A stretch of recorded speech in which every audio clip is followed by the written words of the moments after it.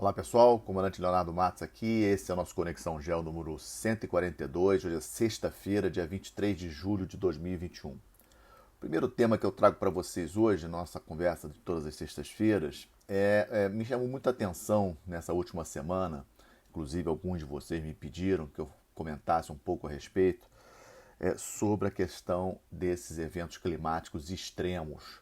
Estamos vendo aí excesso de calor em vários lugares, na Sibéria, Estados Unidos, Canadá. O Canadá, inclusive, ontem, o estado de British Columbia decretou estado de emergência. A quantidade de fumaça dos incêndios no Canadá é tão grande que já está chegando no centro e no leste do país, em Toronto, que é a maior cidade do Canadá, por exemplo, índices de qualidade do ar baixíssimas essa semana por conta da fumaça que vem do British Columbia. Esse é um tema que está muito todos os noticiários canadenses e os Estados Unidos também muito preocupados com a sua costa oeste, estados como Califórnia, Oregon, etc. Também vimos chuvas intensas na Europa na semana passada, Alemanha, Bélgica, Holanda. Os alarmes de emergência não funcionaram, isso também me chamou bastante atenção. E essa semana na China, né, até o momento, 33 mortos confirmados, mais de 1 milhão de chineses afetados pelas fortíssimas chuvas numa das províncias chinesas no centro do país. E além desses eventos de clima extremo, né, ou seja, esses sinais, digamos assim, da natureza, eu faria uma correlação com outras situações. Por exemplo, no Irã está ocorrendo a maior seca, né, dos últimos 50 anos, provocando protestos da população em vários lugares do país, uma coisa difícil de acontecer no Irã, em função do regime iraniano. E eu faria uma correlação de toda essa confusão climática com a questão da pandemia, onde que vimos que quando a pandemia chegou, a disputa geopolítica surgiu novamente, cada um correndo atrás do seu problema, correndo atrás da sua vacina, e hoje vemos um desequilíbrio entre os países que já estão com percentual alto de vacinação em relação a vários que estão com percentuais muito baixos, ou seja, na hora que realmente apertou, cada um viu o seu lado. E qual é a correlação que eu faço entre uma coisa e outra? É a falta de força das organizações multilaterais nessas horas. Ou seja, vimos isso na pandemia no ano passado, fraqueza da Organização Mundial de Saúde, Estados Unidos inclusive chegou a sair da Organização Mundial de Saúde, da própria ONU, em tentar coordenar as ações, questão de distribuição de vacina, questão mesmo até de aprovação da vacina, trânsito entre os países. Acabamos vendo que as grandes potências é que acabam assumindo esse papel de protagonismo, Estados Unidos, China, a própria Rússia com a sua vacina. E aí a questão do clima, a mesma coisa. Ou seja, antes tínhamos um presidente dos Estados Unidos que não era muito favorável a essa questão da campanha contra as mudanças climáticas. Agora estamos vendo o Biden puxando muito esse tema. Em novembro teremos a COP26 lá no Reino Unido, lá em Glasgow, uma reunião que, sem sombra de dúvida, ela vai aparecer muitas vezes aí ao longo desse segundo semestre falando sobre o assunto, e vamos ver a postura dos grandes países, como gerenciar essa questão climática, mas ao mesmo tempo sem esquecer das rivalidades geopolíticas. Achei interessante fazer essa correlação entre esses eventos extremos do clima e também da pandemia, com a falta de força das organizações multilaterais em temas que devem ser tratados de forma coordenada. Não adianta um país resolver o seu problema de pandemia se o vizinho ainda não resolveu. Segunda parte do nosso Conexão de hoje, disputas hegemônicas. Queria chamar a atenção que a questão da guerra cibernética continua. Essa semana, várias acusações de ambas as partes, tanto de chineses contra americanos, do governo americano contra chineses, em função de ataques de hackers, cada um no seu país, acusando o outro país de ter esses grupos de hackers atacando. E também me chamou a atenção, essa semana o governo da Índia informou que 4 das 5 regiões em termos de eletricidade, o país é dividido em 5, existem 5 grandes centros de distribuição de energia na Índia, 4 foram atacados essa semana, a Índia atribuindo culpa a hackers da China e da Rússia. Acho isso um tema muito sério e é um tema que tem que ser tratado novamente, é um tema que é global. Os grandes países têm que sentar na mesa e têm que tentar coordenar de alguma forma como combater esses grupos de hackers e, obviamente, sem os governos estarem associados a esses grupos. A gente sabe que isso é muito difícil, esse domínio cibernético é um domínio complicadíssimo até de você provar quem foi o responsável, dá de certa forma até para se chegar dizendo que saiu de dentro de um determinado país, mas como provar que foi perpetrado por um grupo de criminosos querendo resgate, etc., como vimos aí já esse ano várias vezes acontecer, ou pelo próprio governo daquele país querendo atingir um novo país, especialmente em questão de infraestruturas críticas, como vimos aí o caso da Índia essa semana. E também em termos de disputas hegemônicas, essa semana, obviamente, chamou bastante atenção a chegada o voo do Jeff Bezos da Amazon para o espaço. Na semana passada já tínhamos do Richard Branson da Virgin, né? É interessante a gente analisar a participação dos empresários nessa corrida espacial. Eu já tenho falado com vocês aqui no Conexão sobre os avanços do programa espacial chinês, está construindo uma estação espacial, quer construir uma estação espacial na Lua, juntamente com a Rússia. Já chegou em Marte, inclusive com veículos chineses andando sobre Marte, somente os Estados Unidos tinham conseguido isso. E agora a gente vê esses empresários, sabemos também, obviamente não podíamos deixar de falar do Elon Musk, né, da SpaceX, com um projeto ainda maior, já lançou vários satélites, tem um programa para chegar na Lua, para chegar em Marte também, inclusive já declarou anteriormente a vontade de chegar em Marte, estabelecer uma colônia em Marte até 2050. Ou seja, a participação de empresários me parece muito interessante da gente avaliar, porque isso dá uma força para o programa espacial que às vezes os estados não têm recursos suficientes para investir e as empresas já com mais dinamismo, elas conseguem efetivamente avançar bastante.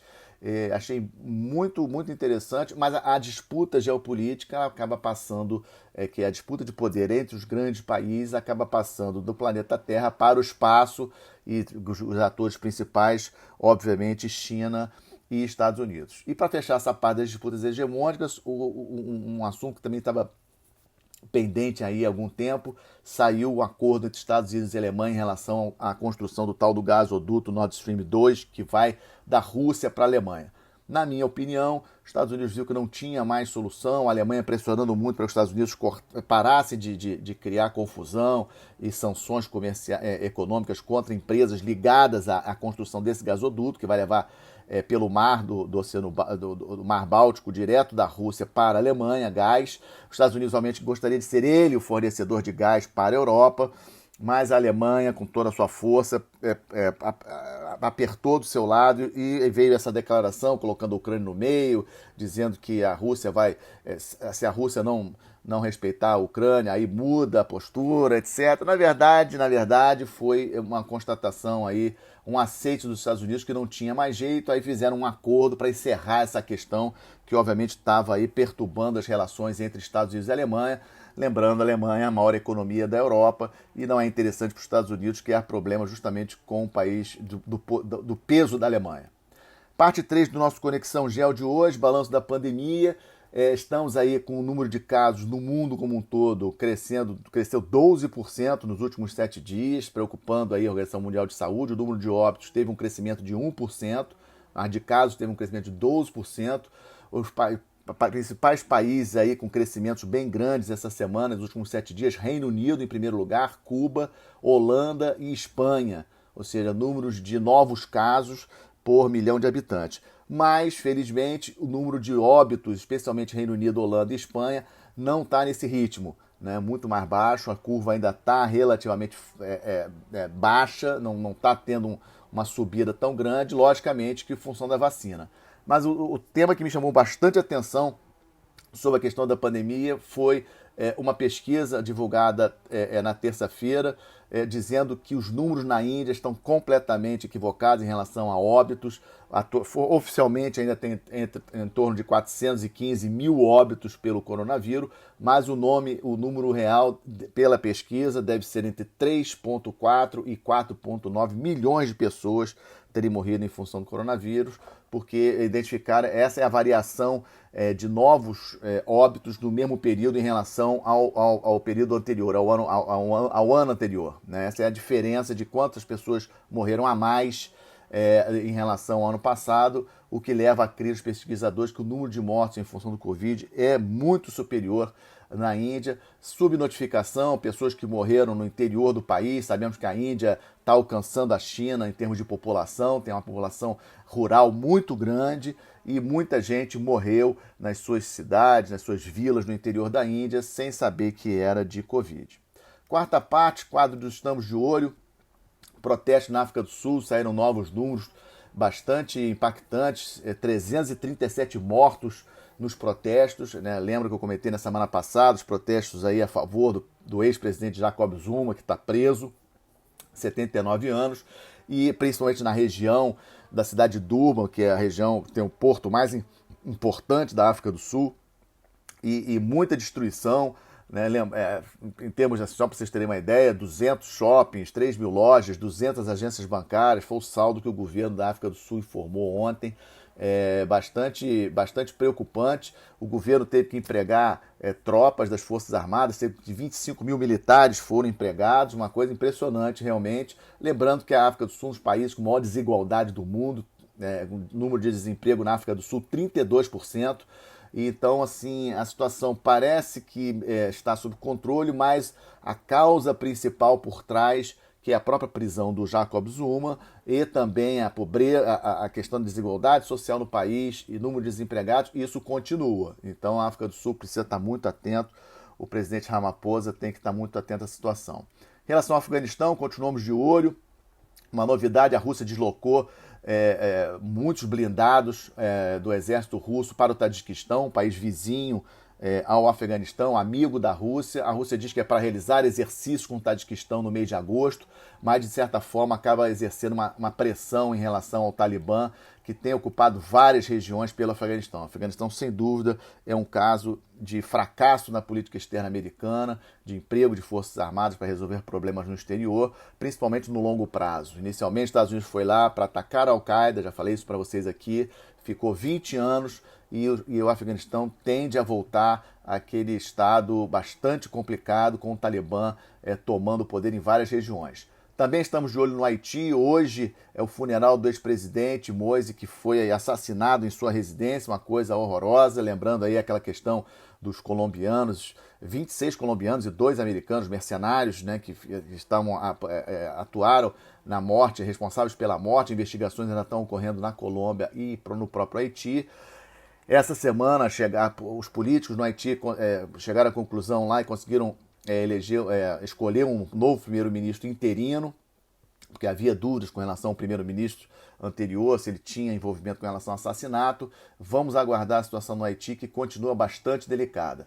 Em relação a Cuba, o Biden ontem, quinta-feira, emitiu novas sanções contra alguns líderes do exército cubano, tentando pressionar a ilha, lembrando dos protestos do dia 11 de julho. O presidente cubano segurou um pouco a situação, fechando a internet no país, ou seja, dificultando a troca de informações por redes sociais. Os Estados Unidos tentando intervir nisso, vendo uma forma de prover internet para Cuba, bypassando a estatal cubana. É um caso que precisamos seguir acompanhando. Na próxima semana, finalmente o Pedro Castilho foi oficializado, foi formalizado pelo Tribunal Superior Eleitoral lá no Peru, foi confirmado. Na próxima semana vai assumir a presidência do Peru, já tinha falado sobre isso, candidato da esquerda peruana.